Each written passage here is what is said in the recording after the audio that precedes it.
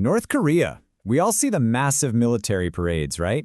The headlines about the latest missile tests. But what is life actually like for the 25 million people living there? In this explainer, we're going to try and look past all the state propaganda and dive into the reality of life inside one of the world's most isolated countries. And we'll be using human rights reports and some incredibly rare accounts smuggled right out from the inside.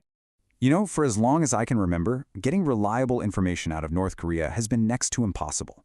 It's always been this information black hole. But then the pandemic hit, and the country completely sealed its borders. That black hole, it got even darker. The regime basically just shut everything down. Almost all trade, all travel, trapping its entire population inside. But now, after years of near-total silence, a few absolutely harrowing accounts have been smuggled out, and they paint a picture of a disaster that's unfolding right now. So what do these voices coming from inside the darkness actually tell us? To really understand these human stories, we first have to get our heads around the system they're forced to live under. So let's start with the big picture, how the state holds onto its power.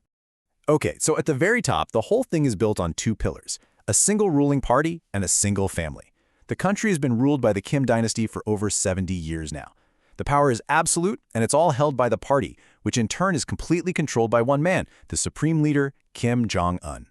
And when I say control, I mean total control. The state dictates the economy, the media, where you live, what you're taught in school, and even what you're allowed to think. There's no such thing as independent media, no political opposition, no charities or community groups. Everything, and I mean everything, is an extension of the state. So how do you maintain that kind of control? Well, it's pretty simple: through overwhelming fear.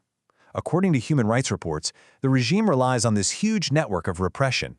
Even a hint of dissent gets crushed, and the consequences are just brutal: torture, public executions, and getting thrown into these horrific political prison camps. So that's the view from 30,000 feet, but those policies have a massive human cost. So let's zoom in now to the personal stories and see how this all adds up to a daily struggle just to survive. Not long ago, a few North Koreans risked literally everything to get messages to journalists. Their words smuggled out of the country give us this rare and just devastating glimpse into the crisis that's happening right now. This one sentence, from just an ordinary person, it just captures the absolute desperation. The border closures, which the government said were to protect them from COVID, have basically become a trap. They've cut off food, medicine, and maybe worst of all, any hope of escape. And these accounts just show how widespread this crisis is. You have a market trader near the Chinese border who used to rely on smuggled goods, now saying the markets are just empty. A construction worker who sees nothing but a dark future.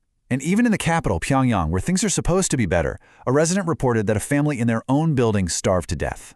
These aren't just rumors. This is the reality of starvation, being told by the people who are living through it. Now, a lot of us have heard about the terrible famine back in the 1990s, the one they called the Arduous March, where millions died. But here is the really shocking part. People who lived through that say that today is even harder, and you have to ask why. Well, back then, state control had actually weakened a bit, which allowed people to trade on the black market or even escape to China just to find food.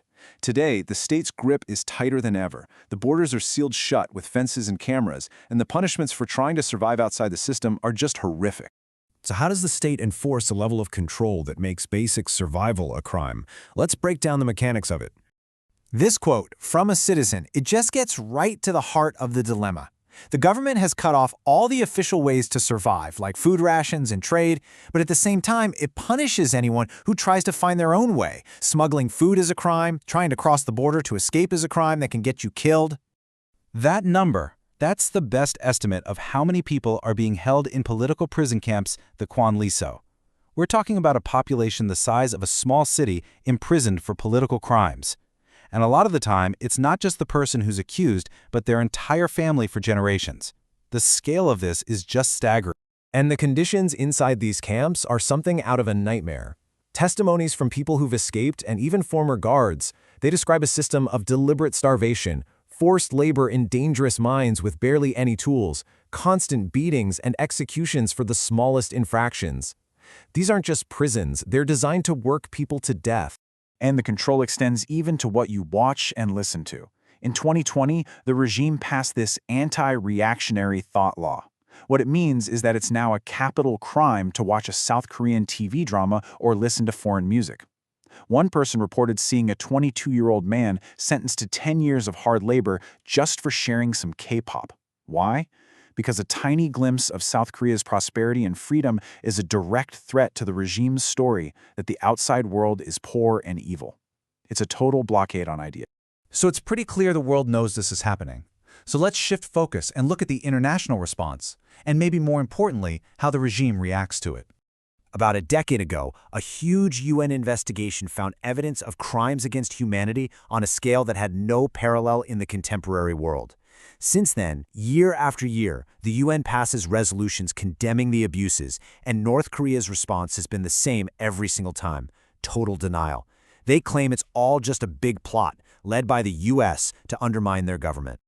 So what's the regime's justification for all this suffering? They tell their people that these endless sacrifices are absolutely necessary to fund their nuclear weapons program. That, they claim, is the only thing protecting them from a hostile United States. In that calculation, the well-being of the people is weighed against the survival of the regime, and the people don't stand a chance. But this quote, from inside the country, it just completely shreds the state's narrative. It reveals this deep, simmering resentment. People see the connection. They see the flashy missile tests on TV, and they see the fact that their own kids don't have enough rice to eat. You can feel the sense of betrayal. So these voices from the dark, they reveal a country that seems to be at a breaking point. The government has created this trap with its sealed borders and its harsh laws, but in doing so, it seems to have also created this widespread discontent. The fear is that this new era of total oppression could last for decades. And that leaves us with a final, really sobering question. What will it take for the people of North Korea to finally be able to live, and not just wait to die?